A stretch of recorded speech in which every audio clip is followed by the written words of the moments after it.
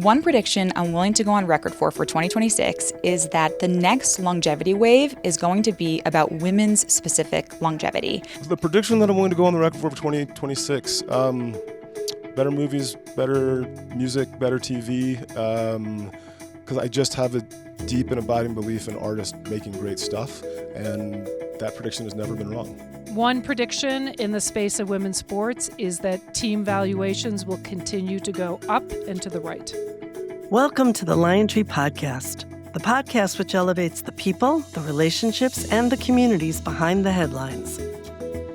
In today's episode, we explore how prediction markets are reshaping the way we understand uncertainty, truth, and decision-making. We're excited to release this conversation in partnership with Boardroom, the media brand at the intersection of sports, business, and entertainment. Boardroom founder and CEO Rich Kleiman sits down with Tarek Mansour, founder and CEO of Kalshi, the first CFTC-regulated exchange for trading on future events, and a LionTree portfolio company, for a wide-ranging discussion on who really decides the future. Thank you very much. And again, thank you, REA, for this incredible experience.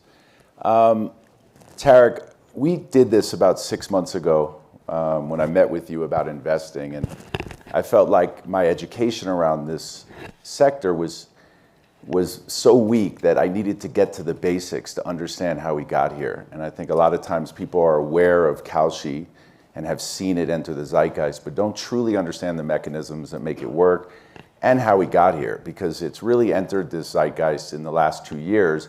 But this dates back about 6 or 7 years ago. So can you give us a little understanding of when this started, what it was you were trying to solve for, and a bit of the story of how we got here? Yeah, well, first of all, thanks so much for having me, Arya, and others. So the story of Kalshi, we started in end of 2018, but the sort of idea was formulating for a while before then.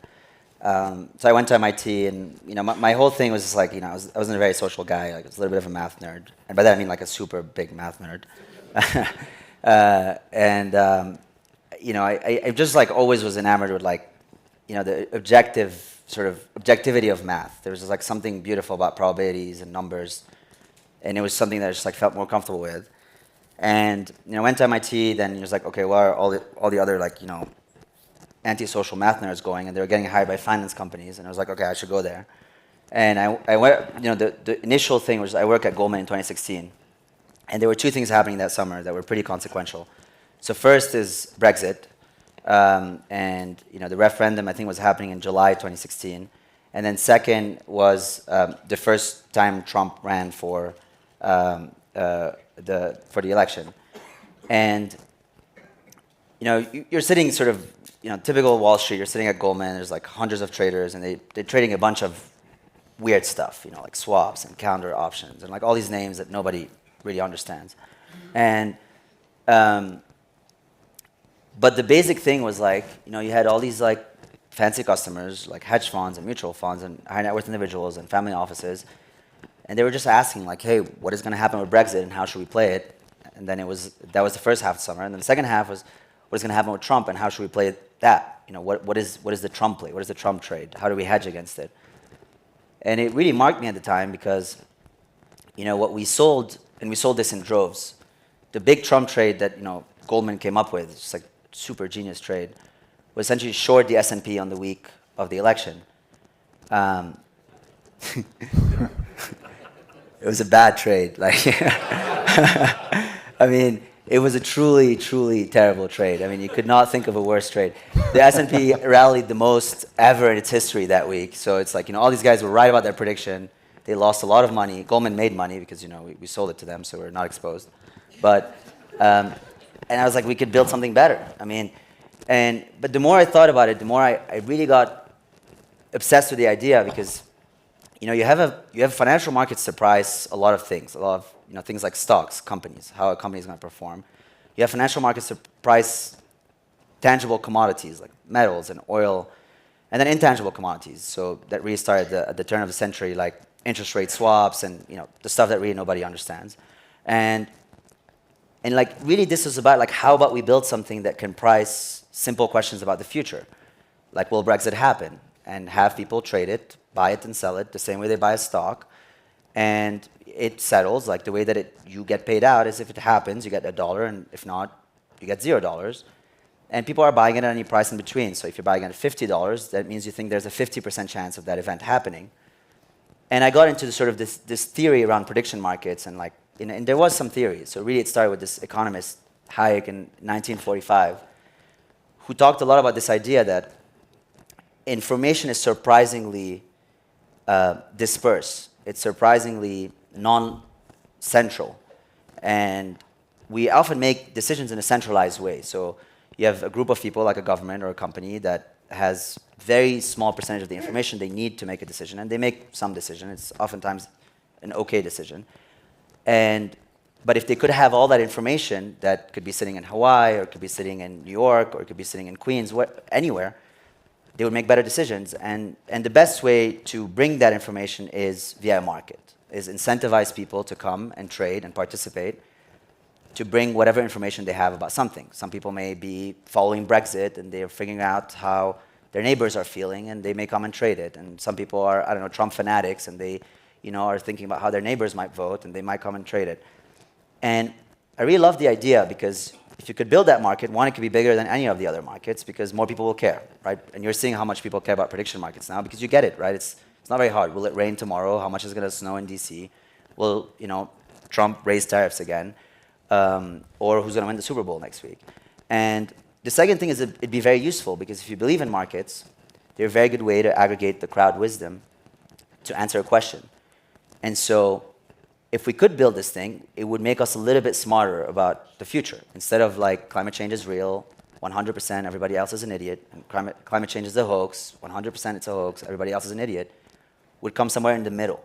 Markets tend to not lie. They're not as polarized. They're not as aggressively subjective.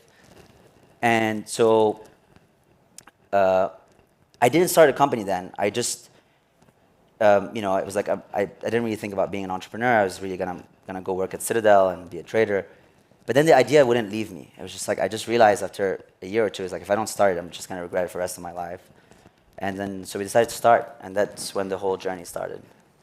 And you made the concerted effort to focus on regulation from the beginning, right? So the climb from 2018 till now, when everyone is familiar with the market and familiar with the brand Kalshi, was very thought out. What did you have to do to start to put that in motion? And then how did some of those ambitions evolve as you started to work on regulation? When we first started the company, we were like, okay, well, why does this not exist? It seems too obvious, right? I mean, we can't possibly be the first that came up with the idea. And it was true. We weren't the first. A lot of people have come up with the idea before. But it was just not allowed in the US. It was and so, we just decided, we're like, okay, well, if we're going to do this and leave everything and go for it, we are going to have to do it by the book, regulatory first, and we're going to have to legalize the space, which is a little bit of a dumb thing to think about at the time, because but we were a bit naive, and it helps to be naive. You just don't realize what it was going to take to actually make this happen. But we were just so deeply committed because, one, we just never thought we could get to proper scale if it wasn't done within the right framework. People wouldn't trust it. It wouldn't go mainstream. And if it did, at some point, regulators would shut it down. And two is a bit more philosophical. I always thought, I was okay, what are the companies that I look up to? And there are companies like Schwab and the new generation like Robinhood, Coinbase. And it was pretty tough because, we started, we're okay, we're going to get it regulated first. And imagine two 22-year-olds starting calling lawyers that, whoever would pick up the phone. I mean, in one day we called literally 65 lawyers, and all of them said no. Until we found this one weird guy like Jeff Bandman. But he said, yeah, I mean, I know I was a regulator at the what we thought would be the right regulator, which is, it's called the CFTC. So the SEC regulates equities, this regulates everything else. And let's just try it out. And, imagine the first time walk into this, financial regulator and they just look at us it sounded like a joke. But you keep banging your head against the wall, and then 4 years later, I mean, this took 4 years. Yeah. So we were so deeply committed, we're not going to launch, we don't care. We had competitors that launched and did stuff, but until we made it legal. And then we did actually make it legal. And after that, I think the company really sort of skyrocketed. And unlike Polymarket, which is unregulated, You guys went through the exercise of getting regulated first. Throughout that process, how did that redefine what the definition of scaling was and how you were going to approach that? I think in some ways it just gave us the right to just go really big. Because I always thought about it, and the more I think about what we're really doing at Kalshi, like we're really expanding the universe of financial market to things of relevance that the average person can understand and participate in or care about. And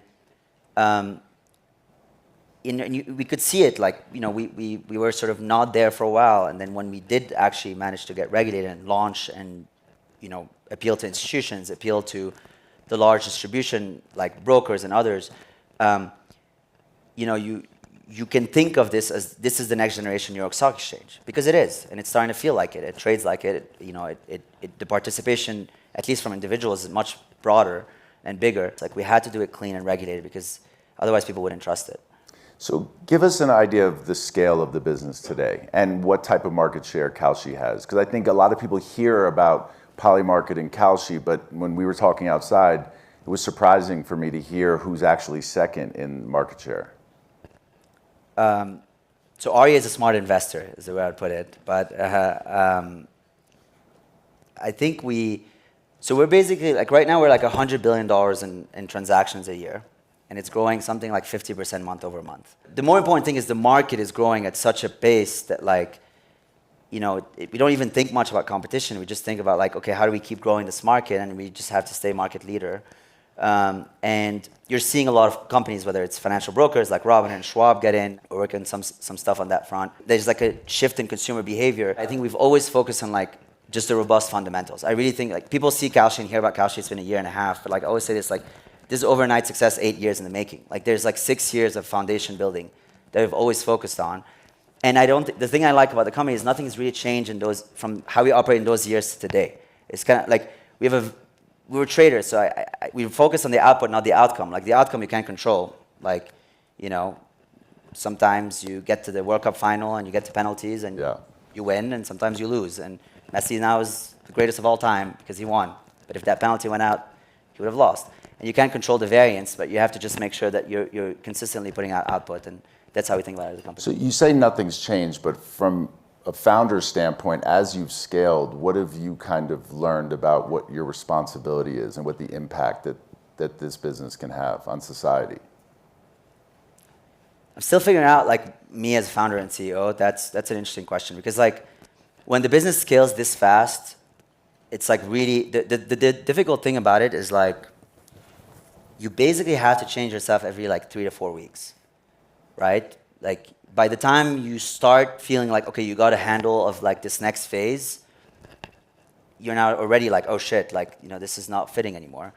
So that's difficult. And I mean, my general answers to this is like, just work as hard as humanly possible and like deliver as much as you can, and generally stay true to your principles. This year we're battling a lot with sort of, once we're getting a lot of visibility. So like people talk a lot about the company, and there's a lot of skeptics and there's a lot of supporters, and you have to start thinking very critically about like, okay, what is the role that we want to play and how we want to present ourselves. But I think it just goes back to the vision. Like I think at the end of the day, long-term success, putting aside commercial success here, is I think there's a very big opportunity to redefine the way that people ingest news and think about the future. Like we can sort of really depolarize and objectify, make the whole process more objective, where people, they're not necessarily listening to pundits. I mean, already we've seen this sort of trend of people don't really trust authority figures anymore. Polls have, like, people generally like are skeptical of polls, increasingly so.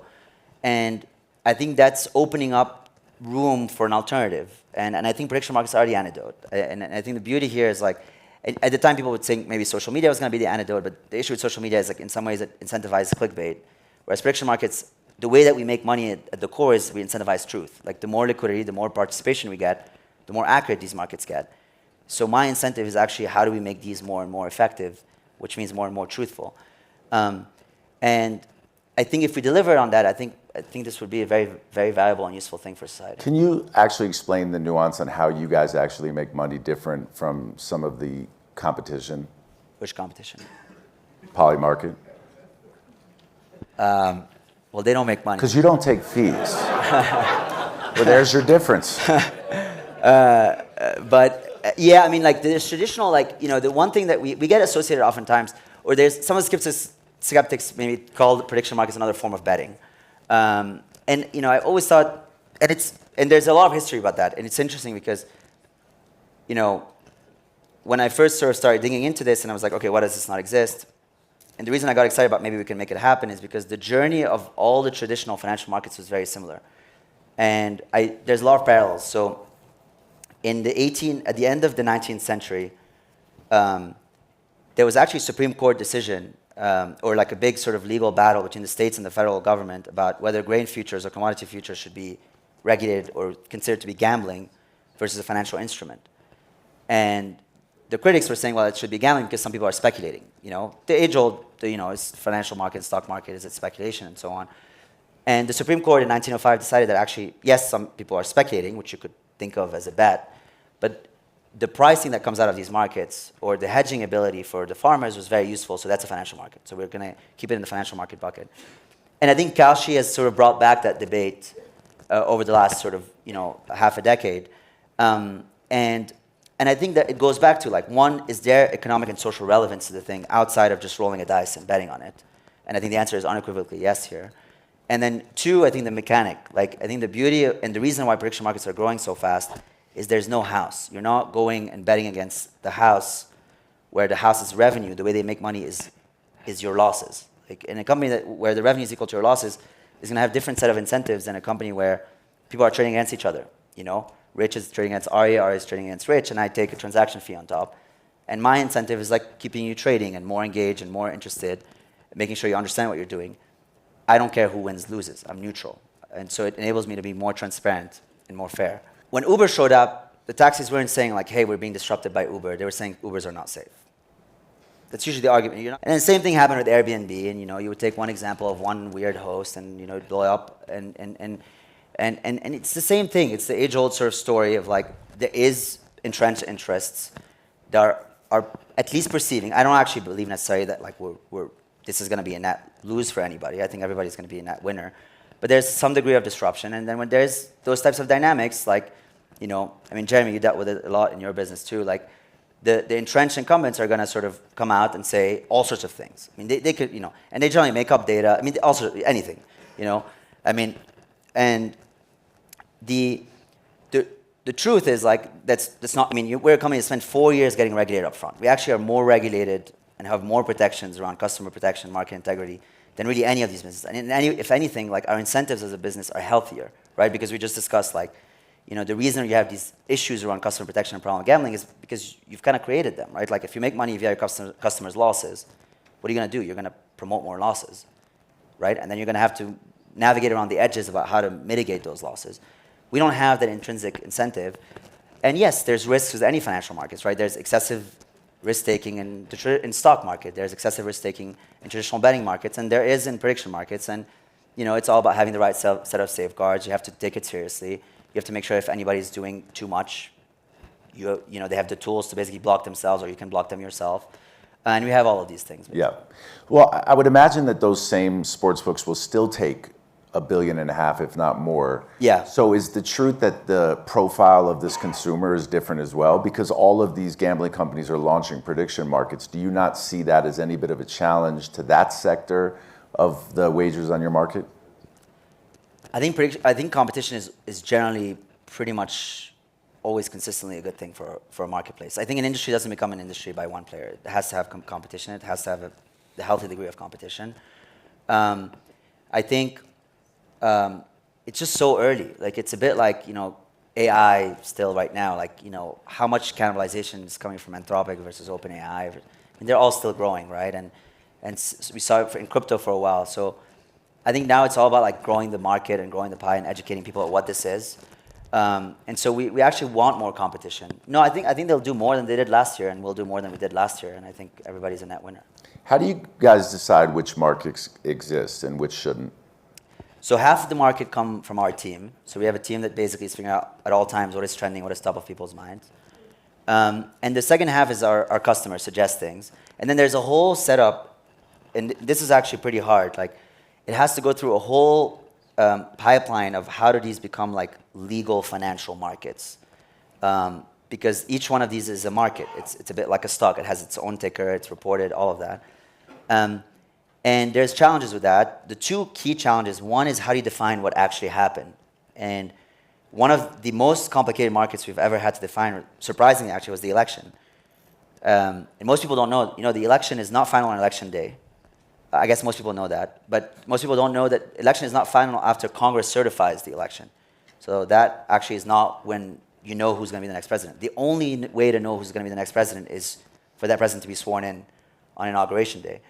And all these details you have to deal with, because you cannot have uncertainty in markets. And so that's a whole kind of piece of it. And then there's sort of what we don't do. So it's illegal to do war, terrorism, assassination, violence. But also any markets that, and you may have heard these, but these are usually done on unregulated markets. They're not done on regulated markets in the US. But we generally think very hard about making sure markets no one can profit from a bad thing happening. There's categories of markets that maybe are not strictly illegal but could still be bad, like wildfires. Yes, it would be good to know if there's going to be a wildfire, but you could incentivize someone doing something bad. Yeah. So we don't do these types of markets. And it's hard. The first time we listed markets, it took us 18 months. Now we can do it in 24 hours. So it's just day over day we improved. Are there markets that have surprised you guys as a team that's kind of defined a bit of what the collective behavior of a consumer is? So I'll answer it in two ways. So there's a set of markets that, for example, prediction markets got wrong. Or maybe not wrong. They didn't really get it wrong. I'll explain why it's not exactly wrong. But the Pope was one that, the American Pope, the prediction markets were pricing the Pope at 1%. So nobody thought that the American guy was going to win. And that was an example where, these markets operate best when there's a lot of information that's scattered around.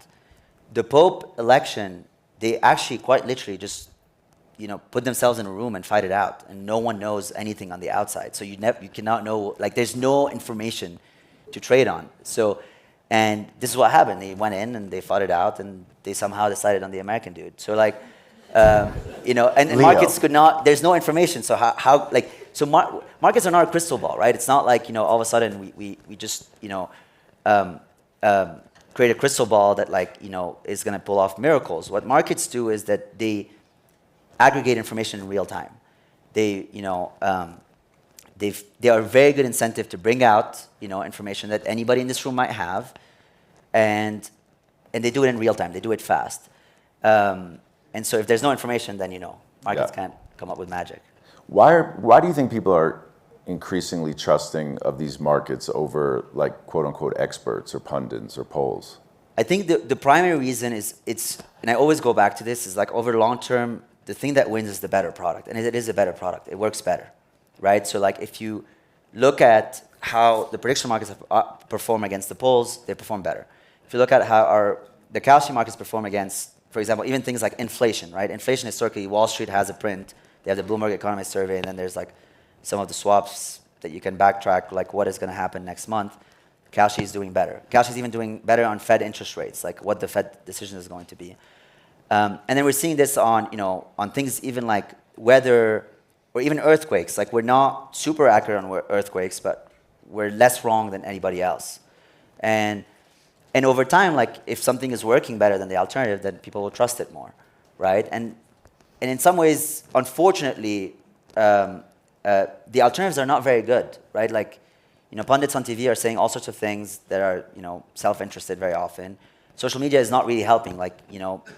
Your feed may be very different from mine, and we may have two totally different views of the world.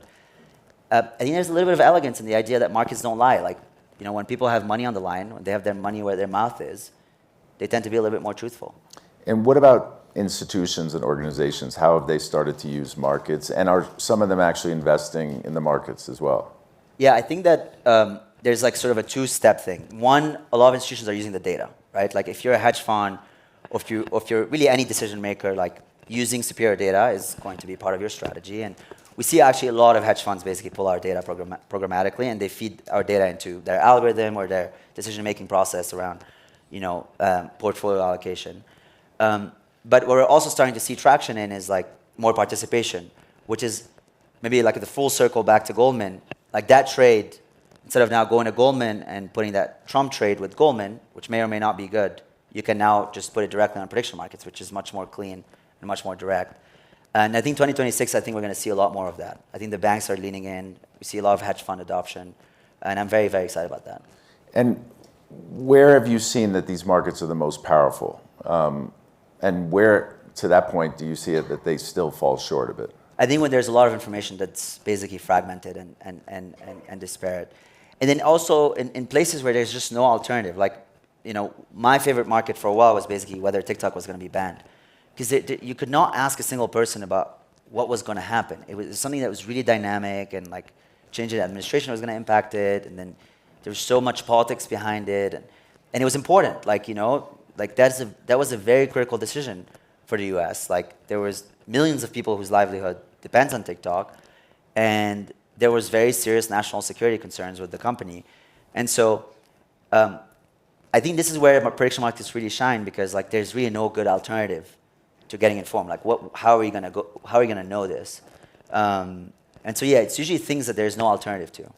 And people's concerns around insider trading on certain things, when a company will go IPO, things that could be accessible. Yeah. How have you guys combated that from a storytelling and narrative standpoint? Yeah, I think this is the part where it's important to like distinguish. And you know, with nascent industries, often like people look at them as a monolith. It's like, well, there's prediction markets, or there's crypto. But like the reality is like these industries, there's a lot of bifurcations. And in ours, like there is a regulated aspect of the industry and there's an unregulated offshore aspect of the industry. So the regulated part, like Kalshi and others, like Robinhood and Coinbase and others, like we ban insider trading. And the ban is very similar. The rules are very similar to the stock market. And the way that we enforce those rules is also very similar. And you'd be surprised, like it's actually not very hard to catch fraud if you're pretty serious about it. Like we had to spend years on like building the systems and building the whole investigation function and all of that. And if you do insider trading on Kalshi, it is a financial crime. It's like doing insider trading on a stock. But the most interesting thing is like when people commit fraud, they don't do it for $50, right? Like they just do it for more. They do something weird, always, like, you know? Yeah. And you can catch that. And if you catch that, you deter, like you levy heavy punishment, and that acts as a deterrent for the next person. But that's a very important thing. Like, you know, there's this debate about should insider trading be allowed in prediction markets, and my answer is unequivocally no, for the same reason as why insider trading shouldn't be allowed in the stock market. Because if people believe the game is rigged, they won't participate. Like, why would you? But yeah, we take that very seriously. And where have you seen bias show up? Either like human bias or algorithmic bias? It's usually right after news. Like when something hits, it's a bit like markets. I mean, they function exactly like financial markets. Like, you know, when like some piece of news drops, you see this with stocks all the time. Like the stock starts doing weird things. It doesn't really know what it wants to do with itself. And then it stabilizes. So usually that's the place where we see the most like overreaction to some piece of news, or maybe the market didn't really understand what this piece of news is. But that's the place where there's usually the most bias. It's also the place where the most amount of money gets made, because people that are very careful about that, you know, the people that do arbitrage, or people that are, you know, sitting there really thinking about like, okay, well, is the market pricing this accurately? They basically price it back down. Yeah. But the amazing thing is, like, you know, we saw this in the 24 election. It was like really interesting because, you know, how each side believes in prediction markets as long as their odds are up, and like they think the market is not working when their odds are down. And we saw this, like, you know, when Trump's odds were up, all of a sudden I was like a Mossad agent that's like, you know, figuring out how to make Trump win. And when Harris's odds were up, I was like an Egyptian billionaire. So like the range, and I mean like, you know, Lebanese, Christian, none of, you know, but I mean, I'm happy to be either, but like, you know, but the point is, like, the markets were working at every point in time, because if there is bias, the beauty of markets is there's now an incentive to correct the bias, right? Like if the true value is 50 cents and someone is selling it to you at 40 cents, well, you should buy it. You should buy as much as you can from it, because you're going to make 10 cents for free. And that's why they work so well. It's like, you know, as long as anytime someone tries to bias it, or intentionally or unintentionally, there's a lot of incentive to bring it back. Do you think there's boundaries or guardrails on where markets should not play a role, though? Yeah, I think we talked about like you know, a lot of the places where, I think there's like the places where it could create a bad incentive. I think that we should avoid. And that's true for traditional markets too. Then there's like an area where like I've always thought about, and this is a little bit more difficult. I think this is more of a broader question that we should discuss. Like one of the big ones for example, we didn't do the market on Roe v. Wade at the time. That's a Supreme Court decision, and we were a little bit like we were just getting started at the time, so we just thought it was like a bit too touchy. I think that was the wrong decision. I think we should have done it. Like I think people would have been less surprised either way if we had that market, and less surprised, less of a shock to the system is always a better thing. Like being more informed ahead of time is better than being less informed. So there are these questions, and I think it's over time I can see different companies taking different views to that. So as you guys continue to grow, how do you distinguish like a cultural success or failure separate from commercial success or failure? For you as a company, for you as a founder? Well, I think that the cultural success is like when you were starting to see a lot of this is when prediction markets are just embedded in the fabric of news and culture and society. Like when people are naturally and organically using prediction markets when they're thinking about the future.